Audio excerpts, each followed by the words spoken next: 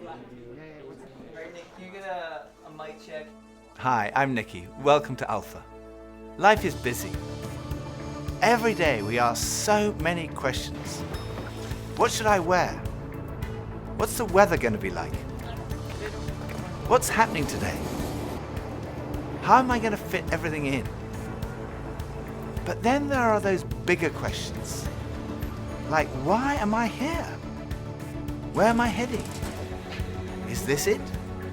Is there more to life than this? These are life's big questions, but there's rarely enough time to think them through properly.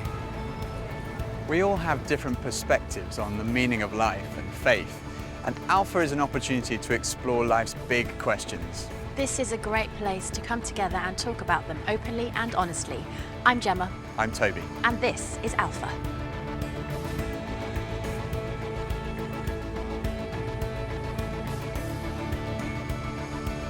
I go on Google. I definitely Google.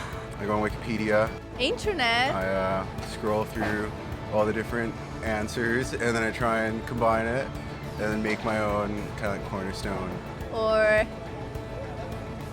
smart friends. I don't ask big life questions. It's too hard to answer. Google or my grandmother. I meditate or I read. When I have a big life questions, I probably go to my family. I haven't really had any massive ones yet. To my mom or my dad, basically. My mom or my dad, maybe my grand.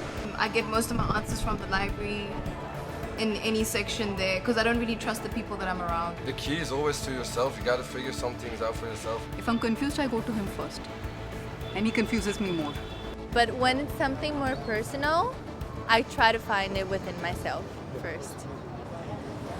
Friends of mine told me that the first night they came to Alpha, they sat in their car for half an hour waiting and watching people going in. And eventually when they'd seen enough normal looking people going in, they thought they'd give it a try. And one thing that might be going through your mind is, am I going to be the only one there who doesn't believe all this stuff, who's not a Christian, that doesn't go to church? Well, if that's you, then you're in the right place. Alpha is designed for people who wouldn't call themselves Christians or who are not regular churchgoers. It might feel a bit strange to be discussing life and faith with people that you've never met before, but the best thing about Alpha is often the great friendships that are formed over the weeks.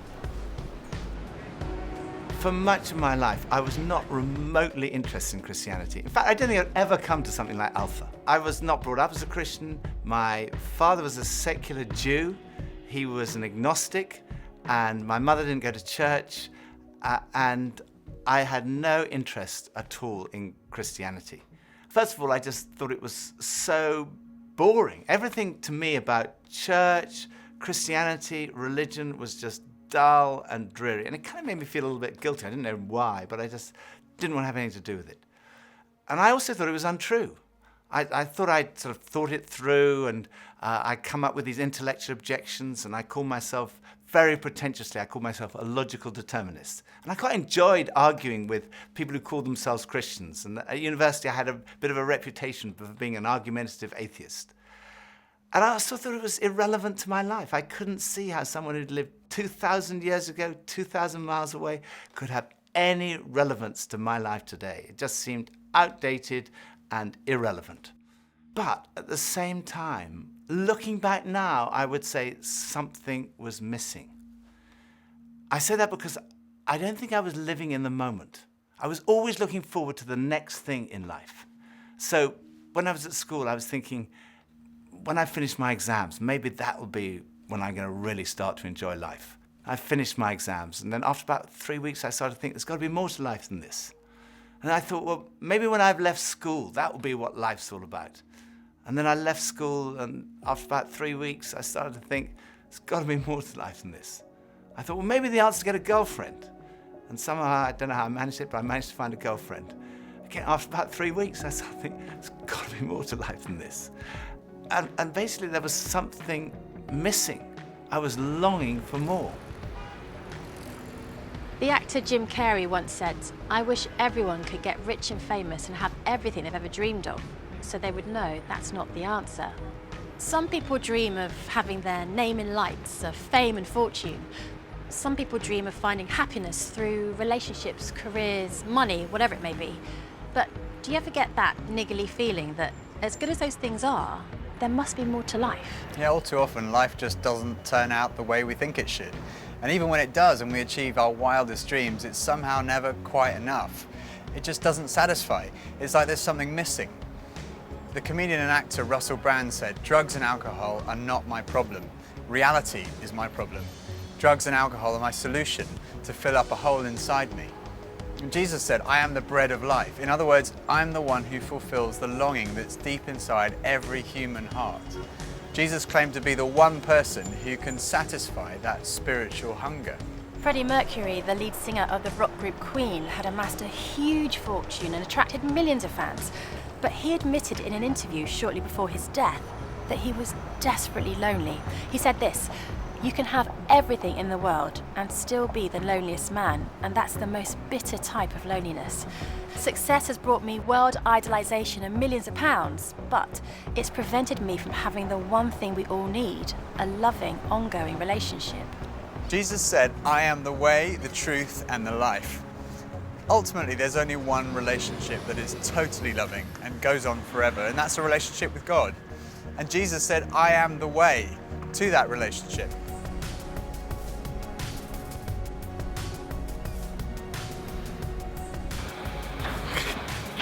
Maybe money? What makes me happy? Music. Music, ice cream, and cheese. Sleep makes me happy. Going to the gym, seeing my friends, going to the pub, playing football. Dogs. Alcohol. Women. Pretty much. The idea of life in general makes me happy. Clothes. Women. More to life than this. That's a really good question. I don't know, I can't tell you. I think we're supposed to learn a couple of things. There's nothing more. I'm still figuring that out, to be honest. No. Let's live in the moment. Absolutely. I strongly believe that there's more to life than this. No idea. Sorry. When I was about 17, I was sitting having a burger with two friends, and we were looking out the window and commenting on a few of the stores across the street, and I suddenly realized that I couldn't read any of the signs, even if I squinted. So I asked if I could borrow one of my friend's pair of glasses, and as soon as I put them on, I realized I could see everything, like colors, shapes, words. I was amazed at how everything was so clear. And I could see before, but now I could really see. And to me, that's the best way to describe the difference that Jesus makes. Jesus is the lens through which we see God. And he's also the lens by which we see the world in a totally different way. Jesus said, "I am the truth." Some people's response to a Christian might be, well, it's great for you, you found meaning and purpose in your life, but it's not for me. But when you think about it, that's not actually a logical position, because if Christianity is true, it's of vital importance to every one of us. And if it's not true, it's not great for us, because it means we're deluded. C.S. Lewis was one of the great intellectual giants of the 20th century, probably best known as the author of the Chronicles of Narnia. He said this, "Christianity, if false, is of no importance, and if true, of infinite importance. The only thing it cannot be is moderately important." I come from a family of lawyers, so naturally I wanted to look at the original documents and sources. I never really looked at the evidence before, and I was astonished at how much evidence there is for the life, death, and resurrection of Jesus. For me, it was through reading these documents that we find in the New Testament that I came to the conclusion, it's true. One of the last cases I did as a lawyer was in the Court of Appeal in front of Lord Denning, an absolutely brilliant mind, perhaps the greatest judge of the 20th century. He said on one occasion that his Bible was his most tattered book in his library. He'd examined the evidence really carefully, and he came to the conclusion, it's true. One former professor of history at Oxford University described the resurrection as the best attested fact in history. I hadn't realized how many of the pioneers of modern science were believers. Descartes, Newton, Kepler, Galileo, Locke, Copernicus, Faraday, Kelvin, Pasteur. Francis Collins, one of the greatest scientists of our time, was director of the Human Genome Project, mapping the 3 billion letters in the human DNA, considered by many to be the most significant scientific undertaking of our time. He describes how he encountered Jesus. and came to believe in the truth of Christianity? Well, in the home where I grew up, faith was not something that was talked about very much. My father was a professor of drama, my mother a playwright. When I went to college and those discussions in the dorm late at night about religion began to occur, I had no particular reason to attach value to a faith system. It had never been something I was familiar with or had internalized at all. And I assumed that any religious feelings that anyone held must be on the basis of some emotional experience, and I didn't trust those, or on the basis of some childhood indoctrination, which I felt I was fortunate to have missed. I loved the experience of learning about the human body and all of the components of that, and I particularly loved being introduced to genetics. But then I ended up in the medical school curriculum sitting at the bedside of patients with diseases. This was no longer an abstract study of molecules and organ systems. These were real people. And one afternoon, one of my patients, a wonderful elderly woman, much like a grandmother, who had very bad heart disease. She had a particularly bad episode of chest pain while I was with her. She got through it, and at the end of that, explained to me how her faith was the thing that helped her in that situation. She realized that the doctors around her weren't really giving her that much help, but her faith was. And after she finished her own very personal description of that faith, she turned to me, and I had been silent, and she looked at me quizzically, and she said, "What do you believe, doctor?" And ultimately, I had to admit to myself that her question had made me realize that I had arrived at an answer to the most important issue that we humans ever deal with. Is there a God? And I had arrived there without ever really looking at the evidence. And I was supposed to be a scientist. If there's one thing scientists claim they do is to arrive at conclusions based upon evidence. And I hadn't taken the trouble to do that. I was greatly assisted by a pastor who lived down the road, who I went and asked about all this, and who gave me a copy of C.S. Lewis's wonderful book, Mere Christianity. Because here was an Oxford scholar, a prodigiously developed intellect, who had traveled the same path. Within those pages, I realized for the first time that one can come to belief on a rational basis, and that in fact, given the many pointers that one sees around oneself in terms of the universe and it having a beginning, and its fine-tuning in terms of the way in which all those constants that determine the behavior of matter and energy seem to have been set just in a certain very precise range to make life possible. And many other things, including my beloved mathematics and why they actually work anyway to describe the universe, something that makes you think the Creator must have been a mathematician. That brought me then to the person of Jesus Christ as a person who was historically extremely well documented. That was news to me. I thought Christ was as much myth as history, and I realized after reading more about it, this was a historical figure upon which we have a great deal of evidence for his existence and his teachings, and even his rising from the dead in a literal way. That day at my patient's bedside started a journey for me. A journey that I was reluctant to begin, but I felt I needed to. A journey that I thought would result in strengthening my atheism, but to my surprise, resulted in my conversion. There's a difference between knowing facts about someone and really knowing them personally. Now, I've known my husband Phil for 3 years now, but suppose if before we met, I found him on a website called The Amazing Man. Now, there's no doubt I would have looked at him and thought, okay, I'm intrigued. But what if each page was dedicated to his amazing abilities, his sparkling personality, his tender heart, his extraordinary intelligence, and his cooking abilities? Well, I would think, wow, he does sound like an amazing person. But that's head knowledge. But I also have the privilege of being married to him, and I know that he's an amazing person, which is knowledge that comes from experience of relationship, and that's heart knowledge.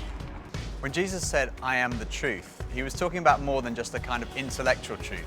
The Hebrew understanding of truth was truth as experienced. And there's a big difference between a kind of intellectual knowledge and a personal knowledge, between your head and your heart. So when someone says, "I know Jesus is the truth," they're not just talking about being convinced of the evidence, they're also talking about experiencing a relationship with the risen Jesus Christ. So Jesus said, I am the way, the truth, and lastly he said, I am the life. I have come that you may have life and have it to the full. Jesus came to deal with the things in our lives that stop us from enjoying life to the full, the things that spoil our lives. I hate shopping. I loathe it. I think I'm allergic to shopping. But occasionally my wife Pippa persuades me to go shopping, and just after Christmas it was the sales and she persuaded me to go shopping, and we went into the shop and we bought this very nice new sweater, and same colour as all my other sweaters, and we left the shop and we went to buy a present for her, and we went into this ghastly shop. It was so crowded, it was unbelievable, and even Pippa had had enough and she said, okay, we're leaving. So we went to leave, and as we left, the security alarm went off, and the security guys moved in very quickly and they stopped us all from leaving. And like the crowd that was trying to leave was stopped, and the crowd that was trying to come in was stopped, and we were there right in the middle. The 6 of us who were going through the security at that one time were all taken off and sectioned off from all the rest. And they wanted to see which one of the 6 of us had set off the alarm. So they sent one of them through, and that was fine. They obviously hadn't set it off. Then they sent the next one through. They obviously hadn't set it off. Then the 3rd, then the 4th. None of them set it off. So it was left with Pippa and I were standing there, and I thought, oh my goodness, I'm married to a shoplifter. It must be Pippa who's got set off the alarm. So they sent her through, and she didn't set it off. So I thought, oh my goodness, I've obviously got something. Someone must have planted something on me. I'm going to be arrested, I'm going to be sent to prison. All the crowd were watching, both sides. They were just watching this criminal who'd been caught going through. So they went through, and as I went through, the alarm went off. They took me to the side. They opened up my rucksack on my back, and there they found this sweater from the other shop with the tag still on it. I felt so guilty. That was like false guilt. I also sometimes experience true feelings of guilt because I do things that are not right, that are not good. And this is the wonderful news that God loves you and he loves me. God came in the person of his Son, Jesus Christ, to die for you and for me. And on the cross, he took all of your guilt, all of my guilt, everything you've ever done wrong, everything I've ever done wrong, said wrong, thought wrong, and he died in our place in order that we could be forgiven. And forgiveness, C.S. Lewis said, it's like a recording of our life wiped completely clean. And when we receive that forgiveness, we find life, and life in all its fullness. And that's what Jesus wants for you and for me. Life in all its fullness. Life at its very, very best. I think for so many years, I always just strived to be strong in myself. And it was as if that all I needed was me and my buddies and, we'd be like invincible. But the truth is, none of us are. And I don't want to do this thing called life. I don't want to do it on my own. And it kind of feels like my longing for this light inside is now stronger than my fear of what others might think. And people often ask, well, doesn't that make faith like a crutch? And, well, maybe, but, what does a crutch do? A crutch helps you stand, and it makes you stronger. And in that case, sure, I need a bit of that. But especially when it's so much more than that. When this faith inside is also like a backbone, helping me stand tall and helping me be strong when I'm really up against it, facing those odds, whether it's on a mountain or stuck in some jungle or just dealing with the storms, with the storms of life. Sure, I need it. I need that. But at heart, my Christian faith says that I'm known to Christ, bought at a price, blessed with light. Faith says that we're loved, regardless of our mess, regardless of how many times we fall down, and that Jesus somehow picks me up. And sure, I'll reach out to that. Why wouldn't I? I used to think Christianity was boring, untrue, and irrelevant. But when I read about Jesus, I realized he was anything but. Jesus said he's the way to God. He's the one who brings meaning and purpose to your life. He said he's the truth. He said he's the life, that true fulfillment is found in a relationship with God through him. Alpha is a place where you can be yourself. You can say what you think and challenge everything. No question is too complex or too simple. And what your point of view is as important as anyone else's. And over the weeks ahead, we are going on a journey together, an adventure to explore the questions of life, faith, and meaning. Think of it this way. If you live to be 70, you're going to spend 20 years and 3 months asleep, 10 years and 5 months watching TV, 5 years and 9 months in some form of transportation, 7 years and 6 months eating and drinking. You have approximately 570,000 hours left to live. So why not spend less than 24 of them asking life's biggest questions? Welcome to Alpha.